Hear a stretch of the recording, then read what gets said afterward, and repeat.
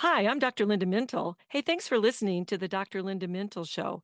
Faith radio podcasts are only possible because of your support.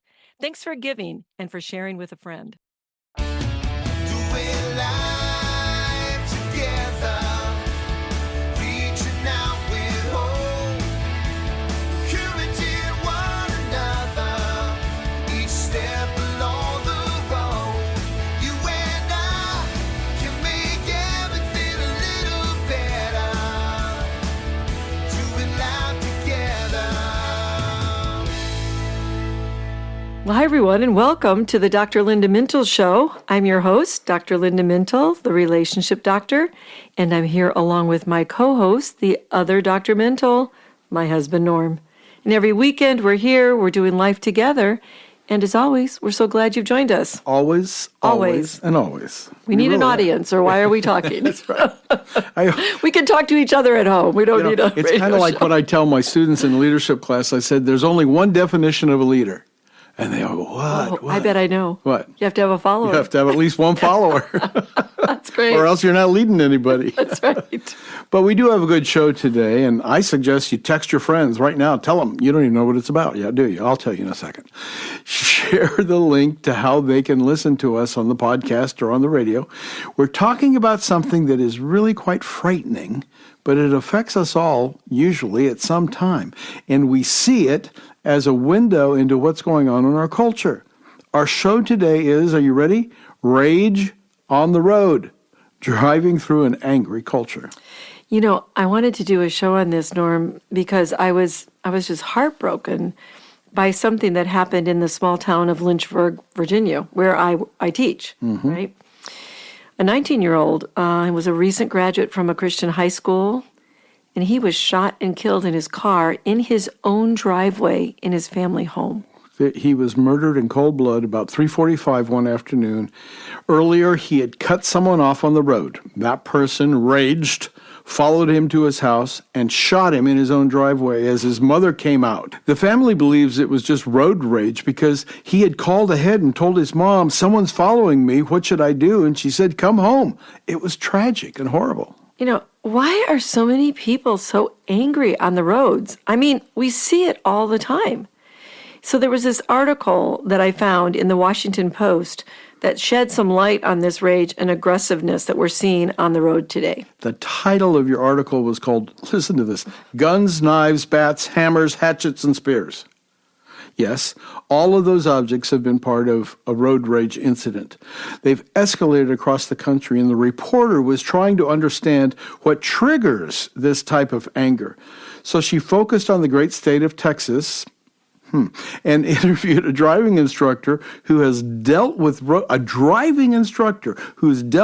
rage for 26 years. I think they come to him for that. I think that's what they're the mandated. school was. Yeah. Right. So, you know, we've driven in a lot of states, and the Wild West is wild. Sure So is. Texas, it doesn't surprise me. I mean, our experiences and the people in Oklahoma and Texas have few rules that they follow on the road. Now, we're biased. We're from the Midwest and the East, Right. and it seems like things are a little bit more. So, I mean, if you're from one of those states, don't get mad at us.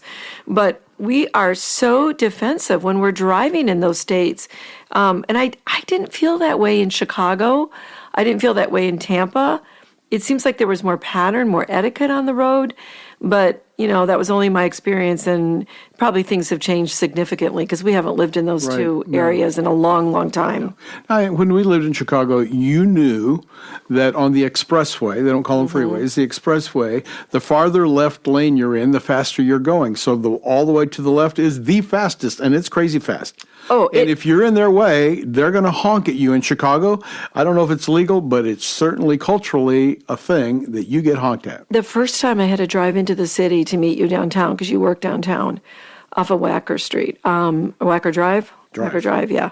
I was terrified. I was in the right lane, and I was going like 10 miles over the speed limit, and people were just Zooming. on me, tailgating me, like get going. And I had no idea where the exit was. I was terrified, actually. But the writer of the road rage article begins with a common scenario that both of us have encountered. Right. There's construction, it's hot outside, people are tailgating, and they won't let anyone in their lanes. Because you're back to back to back for Yes. miles. Yes. And then the horns start. People start giving you finger gestures. Even cars open up sometimes. People Right. get out. It's frightening. And you don't know what people are going to do and why they're so angry. No, and the writer of this story, Ruby Kramer, found information from this course director we were talking about of 26 years, who's been running classes for aggressive drivers. He has heard it and seen it all. People come to his class because they were ticketed, they were fined, or sent there by a judge. And what's the goal? Help them manage their anger and their anxiety on the road. Yeah, and the course director, his name is Dean DeSoto, has credibility for 26 years. I mean, he's been running this aggressive driving class for a long time, and this is what he believes. This is what he thinks is going on in our culture. What goes on in our country gets played out on the roads. Oh, my goodness. He sees this as a reflection of the country's stress, of the trauma, the dividedness we're seeing. He just thinks that people are just very stressed and overwhelmed. And it's certainly getting worse. It just seems to be worse and worse. Gun violence on the road has doubled since 2018, according to Gun Violence Archive, a nonprofit research group. So you see people yelling and tailgating, weaving out of traffic, but the gun violence is the scary part. That's a doubled since 2018. That's a Wow. lot. It sure feels like people have little patience. And if you don't get out of their way or you fail to signal or any other minor thing, then you get this really aggressive response from people. But you know what? I was surprised to find out that the law enforcement groups don't have a unified definition of what aggressive driving is, and there's no national database to track all Wow. of this. So it's very individualized. Yeah. The course director has seen cases involving guns and knives and ice picks, Oh, my goodness. 2x4s, lumber, Yeah. tire tools, PVC pipe, must have been a plumber, plumbing pipes, bats, hammers, shovels, hatchets. Listen to this one: ball bearings, marbles, frozen water bottles. You could haul bricks those and at stuff. someone. Yeah, I just guess. throwing things. And at least in one instance, a spear. A spear. God. A spear? Oh my gosh, that's so disconcerting. Okay. And he reminds us that your vehicle, and I think this is a great point. He says, look, you're driving a 3,000 to 7,000 pound weapon Right. that can injure or kill people. So when drivers are losing it, their cars can become an outlet for anger that may reflect some personal stress that results from either something about bullying or neglect or abuse or trauma or something that's going on in their life prior, I think, Norm, to them getting in the car. Right. But he also says that some people just like to drive fast. I know. I read that, and I thought there were 2 or 3 women who said, honestly, there's nothing going on. I just like the feeling of it. Yeah. It's just a great feeling, but So boy, help doesn't us understand what's going on in people's mind. All right. So we know that road rage is explosive anger, and it's really just caused by inconvenience and incidents that occur while you're driving, right? Yep. But it's retaliatory. So the raging driver believes that they have been wronged in some way. Mm-hmm. Anger gets the better of them, and then they take revenge on the perceived wrongdoer. Now, the thinking behind this has nothing to do with a turn in the person's mood. Oh. So that's what really surprised me, because I thought, were they just having a great day and then all of a sudden something happens? He says no. He says rather someone's upset with a friend, a spouse, and this anger is kind of flooding their mind, and all it takes is something to trigger that rage on the road. That kind of makes sense. It does make sense, but I mean, I thought maybe just people get mad because Right. you don't do something right. And other times, he said, let's be honest, it's triggered by irresponsible or even dangerous behavior of people on the road. The most triggers occur in heavy traffic. No surprise there, right? And this is the one that I'm not surprised to read, that are often drivers who are texting on the phone or using some other distraction. The ones that are the women putting makeup on while they're driving is the one I can't fathom. They're doing like mascara while they're driving. It's the phone one that makes me crazy. Yeah, and then the people behind them get impatient, irritated, and because they're anonymous, you don't know who they are, like in social media, they know they won't have to see the person again, so they act out, swerve, honk, cut you off, do all kinds of stuff. So people who study road rage found certain similarities in people who become aggressive. So here is a list of the top triggers for road rage. What's number one? Number 1, tailgating, Really? 26%. Oh, okay. Number 2, talking on a phone or a mobile device. I get that distraction, I Yeah, guess. The yeah. distraction. Okay. one. Middle lane hogging. Oh. Not picking a lane and staying in it. Yeah, That kind of bugs me. We call them the wanderers. We call them the wanderers. Cluster from They lane kinda- to lane, yeah. Well, or swooping is what he calls it. People who move back and forth Oh. across lanes at the Okay. last second to take an exit, and they don't put on their blinker. Happened to us the other day. Happened just the other night. Yeah. Overtaking you on the inside lane instead of the outside lane where you okay. expect it. And then the last to the top is driving too slowly or speeding too fast or littering while you're doing both. That makes me mad when I see people throw Does it things really? out of the car. Yes, I do. I don't You get don't rage. see it too much, but No, but the driving slowly, we're going to see more of that. Those are the people that are smoking a lot of weed. really, They get on the road, they're driving 25 miles an hour on the expressways. kind of like people who have Yeah. had too much to drink and Well- they're trying to not get caught. No, they're just reaction time is very slow when you're on marijuana. So, some of those are traffic offenses, and some of those you just read are just irritating. Yeah, right. Well, people who study road rage for a living found these similarities in people who become aggressive. They engage in hostile and aggressive thinking. That makes sense. Okay, so that's no surprise there. How about they take more risks on the road? I would say that's probably true, right? Probably true. They drive a little faster and they switch lanes faster. High anger drivers get angry faster and behave more aggressively. And then how about the short fuse drivers who experience, there's something called trait anger and anxiety and impulsiveness. So these are people that just have that trait of being really, really anxious. Okay. Now, what we want to say is that while about a third of all drivers experience road rage, only 2% actually act out in violent ways or make serious threats. Still, if you take 2% of all the drivers that's in still a America, lot of that's a pretty people. significant number Yeah. Mm-hmm. of potentially angry and violent drivers who are right next to you on the road. Yeah, and anger is an emotion, but it's an emotion that makes you feel powerful. And it covers up a lot of pain for people, Norm, and vulnerability. So it's one way to take out whatever pain you're feeling and just do it in a way that feels more powerful. And one thing you and I have said many times is, I wouldn't want to be a police officer Oh, I who know. pulls over one of these angry drivers because you don't know what to expect. I You know. don't know what they're feeling. Their advice to us, just don't engage an angry driver. Yeah. The cops have seen too many shootings and stabbings, and they don't want you to become a victim. Hey, not a problem for me. I try not to engage. I'm really good at that because, again, I don't know what's going on with people. And you might have angered a very unstable person, which is what we're kind of, not just an angry person, but maybe unstable. The man who shot the teen in Virginia, the one we started our show with, an hour before he did that, and he followed that kid to his home and shot him 9 times, by the way, Wow. he murdered his own wife. Oh, my goodness. So he came from murdering his wife, got on the road, was enraged, saw did- that kid. And did you tell me he had his baby or an infant He with had a him? toddler with him when he shot the boy. So that's an unstable person. To your point, Linda, the article we referenced earlier about all of this, the man who Aggressive coaches driving. and the aggressive driving, a man was speeding through downtown Fredericksburg, Texas. A police officer had pulled him over, but instead of keeping his car in park, he put it in drive and stepped on the gas. He saw the cop car behind him and then more than one cop car.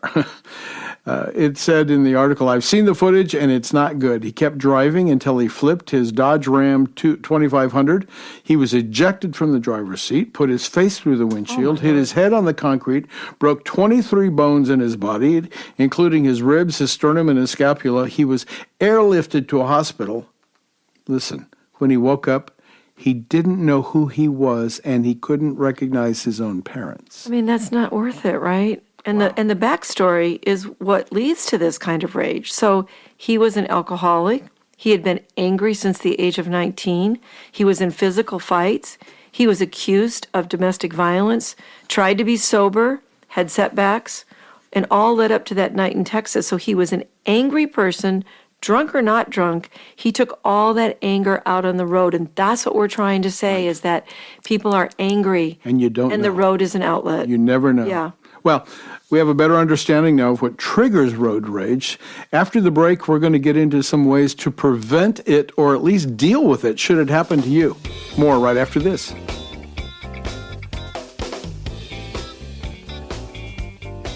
Conflict is a part of every healthy relationship. How you deal with conflict is what will either grow or destroy relationships. Do you avoid?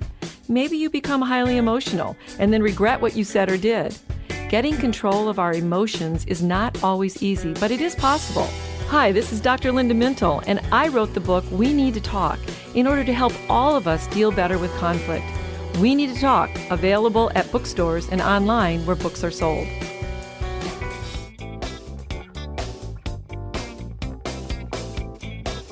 We welcome you back to the Dr. Linda Mintle Show, and we'd love for you to engage with us on social media.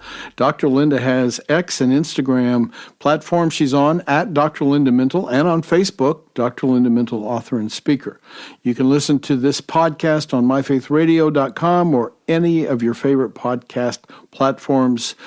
And since we're talking about anger today and road rage, I want to remind you that Dr. Linda wrote a bestseller called Breaking Free from Anger that would be very helpful to read as you work for yourself or with someone else to control their anger. One of my best-selling books, unfortunately, but obviously that means that anger is It's a thing. It's a thing. It's Yep. a thing. Yep.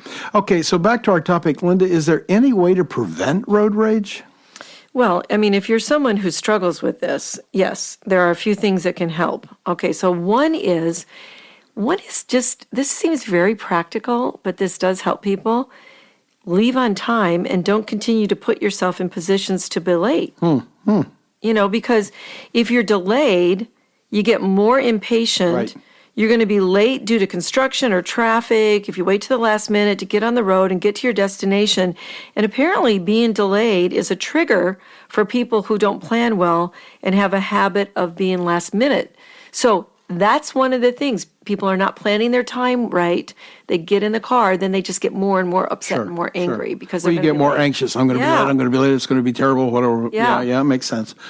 But would it help to check your mood before you get behind the wheel? And if so, what does that even mean? How do I check my mood? Yeah, I think you need to, when you walk into the car, you need to think about what happened just now. Did I just have an argument with someone?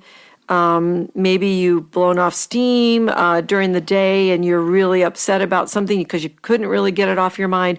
Whatever is the mood that you're in, if it's not a good one, you really need to take a deep breath. Calm yourself down before you get behind the wheel. All the experts say that's a really good idea because road rage isn't something, as we're saying, you don't just suddenly develop it. Yeah, wake up one morning and go, I'm going to be angry in my car. It's a place that you've been before. Anger has been an issue, and the experts say this anger can be rooted in a lot of different things. It could be selfishness, being power hungry, vindictive, being aggressive in a lot of other parts of your life as well. Then it seems to me that it would be a good idea to take some time for self-reflection to figure out what's really making you angry. Yes, but every single angry person I've worked with who has been referred to me, maybe by the court or for some anger management, they don't do that. So what you're bringing up is really good, but people don't become self-reflective. So if you think life's all about you, right, and what inconveniences me, then you might see a connection between that kind of selfishness and your own road rage. Is that if you could think about it? You really think about, do you think everybody needs to get out of your way? Do you think people shouldn't do the wrong thing? Yeah. I mean, what is triggering this? Well, we know that we can't control those people, but we don't think about it in the moment. Right. I understand that there are courses for road rage that teach relaxation techniques to calm you down in the car. That one makes you nervous if you get too zen. Well, the people that come to these courses and try to learn how to calm down are never going to get too zen. Okay. They're just trying to work on, deep breathing, some real basic relaxation techniques because they got to get their physical body calm. Sure. And then the other part they teach is some cognitive change strategies. So that's where they're really looking at what's going on in your mind. What are you thinking? Because we know that thoughts, Norm, fuel the anger. Sure. So they practice skills to better control their anger while they're visualizing frustrating driving situations. Oh, they're practicing it in their mind? Yeah, so they think, someone's cutting me off in traffic. So then they practice what they're going to do, how they're going to react to this. And they practice these skills when they're actually driving as well. So both the relaxation and the cognitive work seems to help. Here's another one that I think is just sadly too practical. Stop tailgating. If the person in front of you is driving slowly, tailgating is not going to make them speed up. You tell me that all the time. I do. I mean, because some people think it's a way to push people to go faster, but I have not seen that work. And in fact, what I have seen is it backfires most of the time.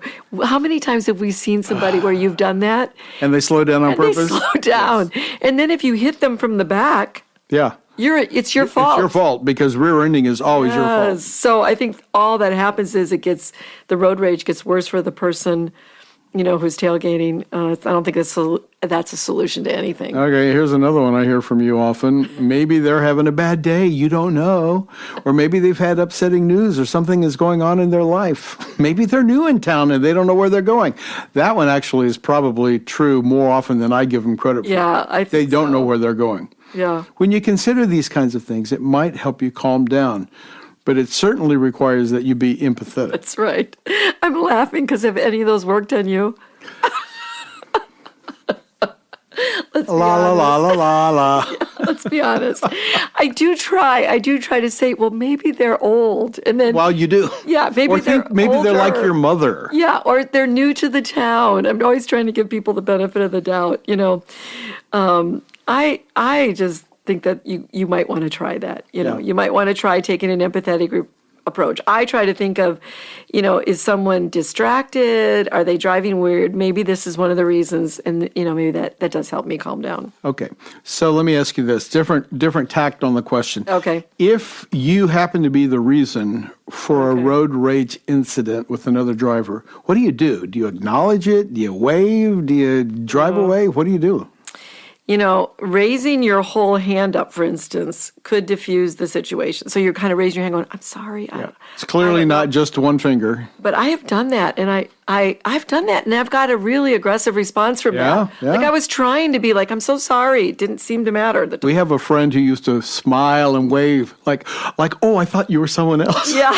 I don't know if that worked. I don't know. What did they say? They tell you it's best to do normal. It's best to avoid eye contact. Don't look them in the eyes. That makes sense. Because that's going to increase your chances for a conflict. Also, unnecessary gestures, flashing your lights, honking your horns. These are actions that are going to raise the temperature in any interaction. I think you're right about all of those things. So now what happens if you're the victim of someone else's road rage? Can we talk about that for a sec? Okay, first you got to stay calm. You must not react in kind. So don't provoke the other driver by doing, all something those things back to them. Right. And keep a safe distance. I think if someone is angry and is pulled around, back off. Mm-hmm. They're going to drive erratically. Don't get revenge or don't look like you're going to. Don't speed up. Don't weave in and out of traffic. Just try and avoid them and get away. Yeah, and the big one that police say is don't stop unless you're at a stoplight, obviously, or a stop sign. But stopping in a parking lot can be interpreted as an invitation to face-to-face confrontation, which could escalate to violence. So stay in your vehicle with the doors locked. Call the police. I did that. Call the police, yeah. I did that one time. Yeah. Someone was behind me, and I said, I don't know what to do. I don't know where to go. Yeah. I don't know where a local police station is, which is a really good idea, too. So I called the police, and I gave them the name of the car, or the color of the car, and the make, and I said, this guy's following me aggressively. But if you can find the police station, that would be the best thing to do is to pull into that, right? Right. So if you're being tailgated, harassed, and followed by a raging driver, one of the most surefire ways of losing them is to pull into that police station. Right. They will more likely just drive on by. Go on their merry way. Right. That's what we hope. But if they're bold enough to follow you, I don't know. This group says go into the station and notify the police that an aggressive driver has followed you. I think I'd stay in my car and just say, I'm in your parking lot. He's out here or she's out here. Wow. Wouldn't you do that? Just stay in your car? Because you're afraid to get out. Yeah. Here's the bottom line. Anger is an emotion that needs to be controlled. We can be angry and not sin. Right. That's biblical. But that requires full command of your emotions and the ability to regulate them. So if you find yourself angry and are taking it out on the road, you need to get help before anyone gets hurt, including you. Be slow to anger, as the scripture admonishes us. Stay in the word, pray so that the fruit of the Spirit can be evidenced in your life. That's all the time we have today. Many thanks to my co-host, Norm Mintle, who makes the show a conversation, and to our technical producer, Katie Sims-Wilson. From all of us here at Faith Radio, hey, we'll talk to you again next weekend. In the meantime, remember, we're doing life together, and it's better when you don't have to do it alone. Doing life together.